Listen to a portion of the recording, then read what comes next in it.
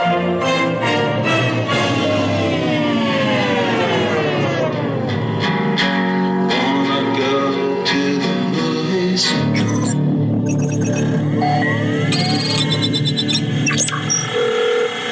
like it spooky.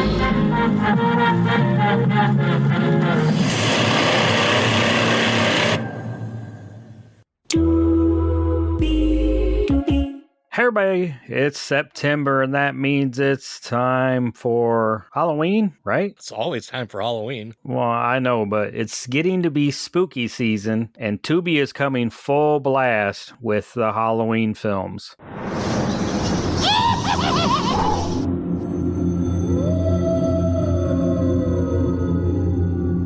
Yeah, so I'm going to cover Halloween. You're going to cover whatever the hell you choose to cover. That's right, my usual. We're going to give you some free movies to check out on the Tubi app in September 2025. All right, I'll start it off. My favorite category, action. I got Tango and Cash from 1989, starring Sylvester Stallone, Kurt Russell, and Terry Hatcher. The little synopsis on this one is, framed by the ruthless arch nemesis, a pair of mismatched LAPD officers must put their differences aside to get even with their brutal crime baron who sent them to rot in a maximum security prison. Seriously, I mean, you're getting a little radical here, aren't you? What's radical? Blowing a man's head off with a fucking hand grenade is a touch much, don't you think? You got your way, I got mine.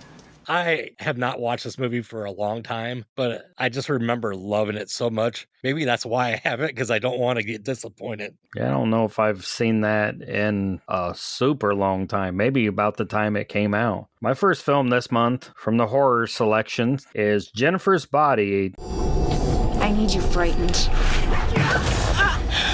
I need you hopeless.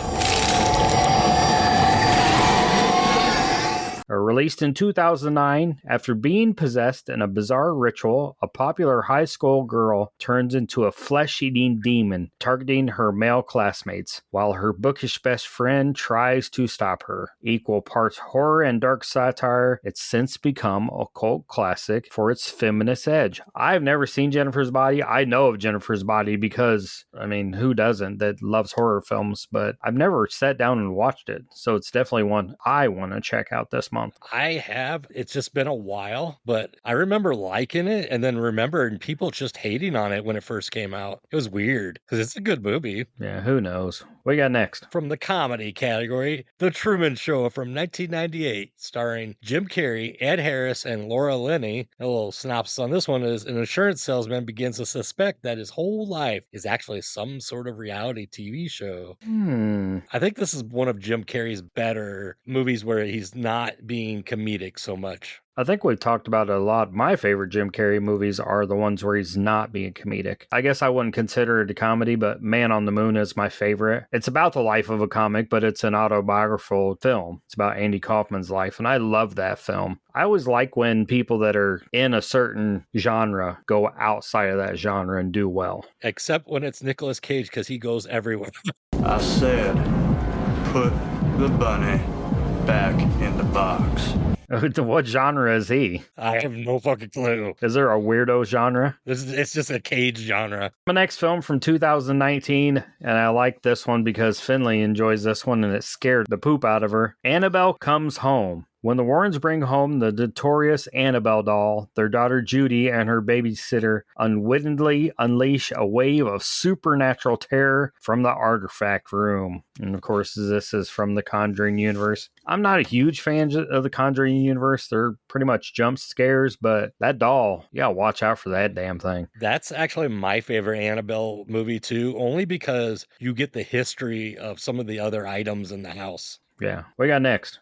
I got the drama category, Sleepers from 1996 with Robert De Niro, Brad Pitt, Kevin Bacon, and Dustin Hoffman. Synopsis, a reporter and a district attorney help childhood friends who killed a sadistic guard. Very, very long time since I've seen this. May have to cover this at some point.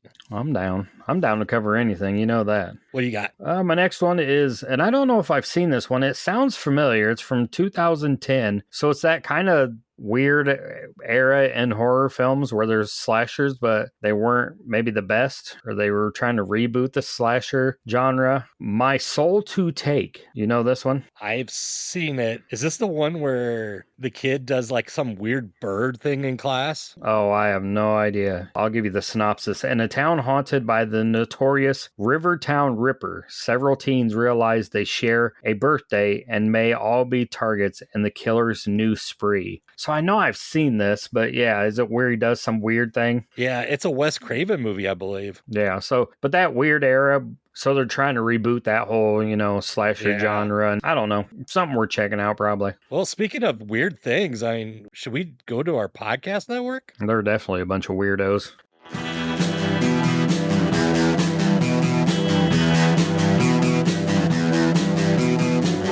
You're listening to the Prescribed Films Podcast Network, home to hundreds of hours of free podcast entertainment.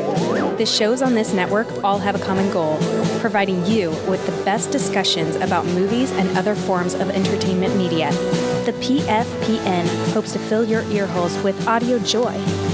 Visit our website with links to all the other amazing shows at www.thepfpn.com. Thanks for listening.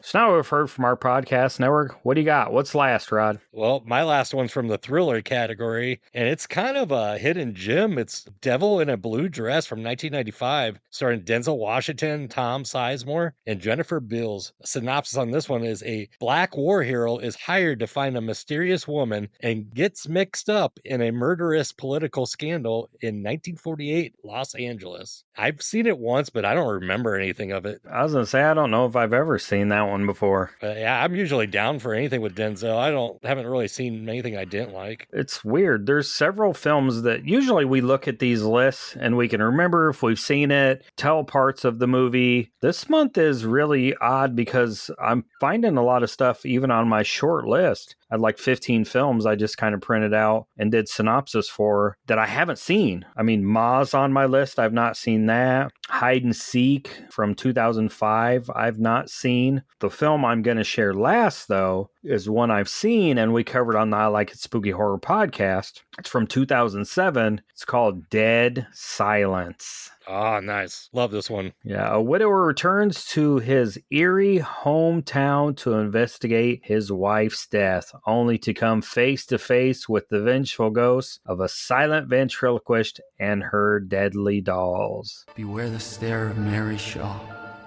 She had no children, only dolls.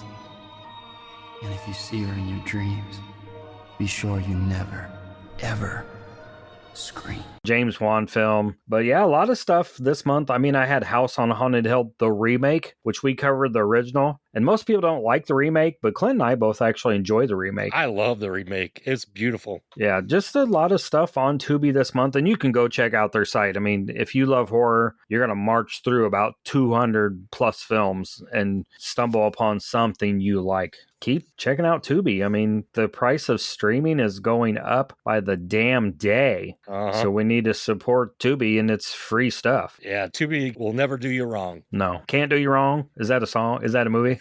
Sounds like a country song. Can't Do You Wrong. Is, yeah. So yeah, check out Tubi and we will be back again next month with more Tubi, but we have more episodes over the next couple of days, right? That's right. We got more. We got 2 more at least. Yeah. What do you think this is all about? You think this is a fucking costume?